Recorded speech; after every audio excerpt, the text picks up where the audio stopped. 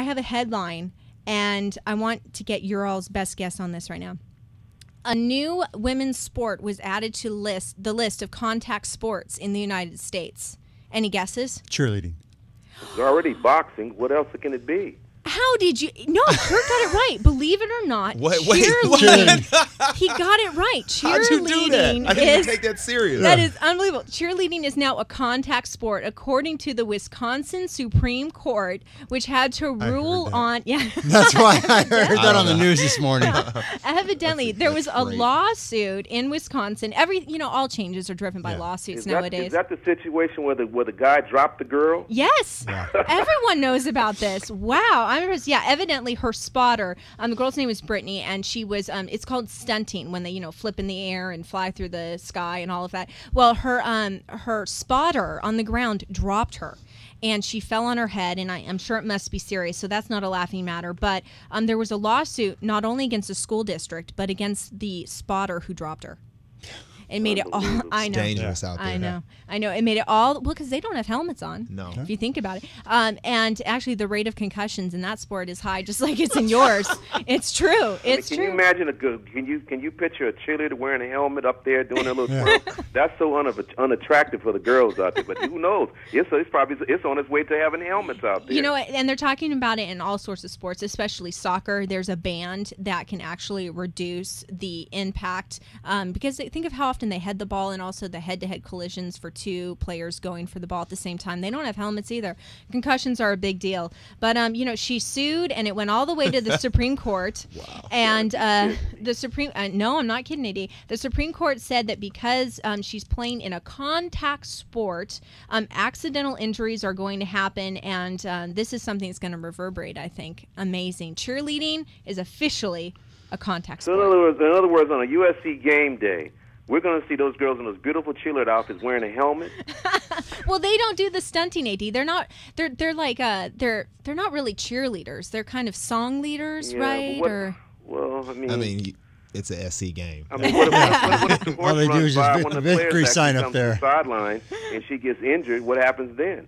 Well, isn't she in a situation where she'd go to the Supreme Court and to rule if she was injured? Well, she's at a contact sporting event, and you got to think that they know the risks of being on the sidelines there. Right. I know from being a former stack girl, even in high school, what it feels like to be leveled by a running back in full pads coming at you full force. And when you don't have pads on, it hurts. You got to have quick feet. No, I didn't. I wasn't paying attention. I was paying attention to the wrong things. I'll just own that right now. All right. Understandable.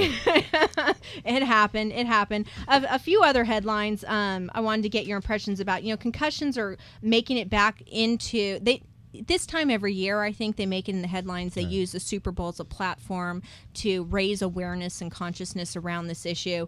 And Jason, you were on my show talking about concussions on the very first episode. Yes. Now it's turning out that there's a lot of research out there that the type of injury the brain sustains from this repetitive contact that you all experience, it's almost creating a very specific type of dementia and Alzheimer's. And what is the NFL? I mean, have you gotten updates on this as to what this means for you as players? Well, I don't know about for retired players. There is the 88 plan, which the NFL will take care of the players who come up with dementia and Alzheimer's disease. They'll pay for, I don't know how much, I don't know the exact figures, but they'll pay for in-home care, or even a facility. Now, is this new? Yes. About 2 years old. Wow. When they're starting to do this, because they're realizing, there's a lot of stuff that they know that they're not telling people, and so now it's coming out further and further. With the lawsuits, some of the older players are going against the NFL, and there's results coming out all over the place.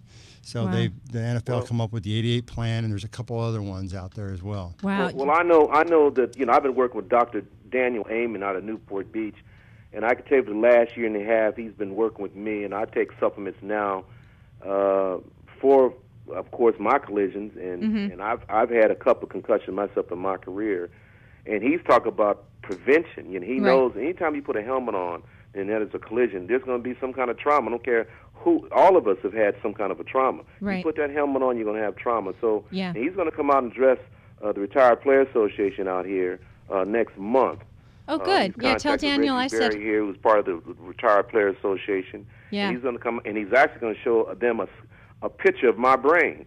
Ah, they're going to show your functional scanning and the change in the flow and what's been happening activity wise. But many people don't realize that a helmet is meant to prevent a skull fracture. It cannot prevent a concussion. A concussion means that your brain has been jostled around, has hit the inside of your skull, and you can't prevent that type of action happening inside when you have the concussion. Now, there's new helmets that have come out. I'm very excited to see this new helmet with these it has these like disc thingies in it. If you haven't seen, I've seen it. It's pretty. I think Is it's it called. ugly? No, it's beautiful Really? actually. Yeah, it's I really don't like all pretty. these high-tech helmets. Yeah, no, it has. If you can imagine having like suction cuppy things inside that absorb the impact rather than a shell. Okay, and they've got a lot of them in there, and they fill back up with air. So it's not. Yeah, it's pretty interesting the way that it's distributing the force that gets absorbed by the helmet. So there's new stuff coming out, but I'm glad to know that the NFL is finally addressing in a meaningful way ongoing care. That's so important. Well, you got these guys that have paved the way for guys like me. You know, the benefits that I have today, and all the 401k, the annuity. All those things, all those things were put together for the guys that paved the way, and I just feel like, you know, it's great that they're doing the research and figuring out about these injuries and trying to take care of guys. Right. I'm glad they have that, because when we wore helmets, it was like wearing a paper. Yeah. Yeah. Suspension helmet. You know, for Dodge, I know he's come out late, but I played in the 70s where, you know, the technology was nowhere there. Mm-hmm. And head collisions and concussions were rampant. So much is changing in sports. In fact, I'm just glad to see what's going on today. Oh no, I am too. I am too, because, you know, seeing some of the side effects, the emotional side effects of concussion, like I do, it's important, and there isn't an age limit on this, and it's important to deal with it both preventatively, but then also long term. That's critical. An update that I thought you all might be interested in as well. There was a recent headline nationally. We had a victory in a high school basketball game of 100-0, and this was in it was a girls' high school basketball game between Covenant Christian. Whoa, what happened there? Covenant Christian and Dallas Academy, and basically, it should be said that Dallas Academy is only a school of 20 students total. It's amazing that they get 8 girls on the team in the first place. Anyway, what ended up happening was Covenant Christian made a public statement. They were really sorry for not backing off. They basically had full court press going on throughout the whole game, and until they reached 100 points. And the school publicly apologized. But then the coach of the team, here's the update. The coach of the team said, "I don't agree with the apology. I'm not going to apologize for anything," and he got fired.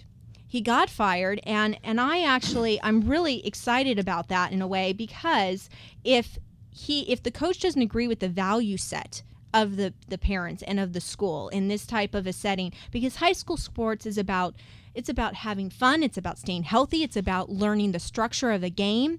And I was reading the blogs on this, and Dixie Dog, if you're listening, this was a comment by Dixie. I think she said it best, and then we're going to go to commercial break. She said, "Any coach that can't control a game so lopsided that their kids get something out of it as well shouldn't be working with kids at any level.